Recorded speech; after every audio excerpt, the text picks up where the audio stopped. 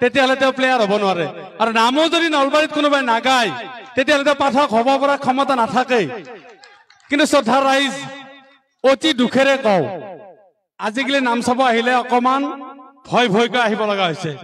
কোন মুহূৰ্তত নামৰ মাজত উলংগ নৃত্য আৰম্ভ হৈ যায় ঠিক নাই সকলো পাঠকৰ ক্ষেত্ৰত নহয় আপোনালোকে দেখা পাইছে নামৰ মাজত এতিয়া অৰ্ধলংগ মহিলাই নাচা আৰম্ভ কৰিছে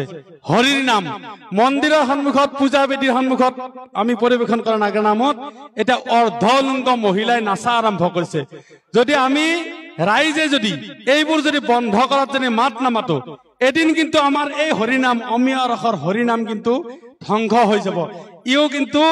আমাৰ বিহু বা বেলেগ বেলেগ সংস্কৃতিৰ লগত যেনেকৈ আমাৰ বিজতৰীয়া বস্তু কিছুমান আহি আমাক ইয়াত ধ্বংস কৰিব ধৰিছে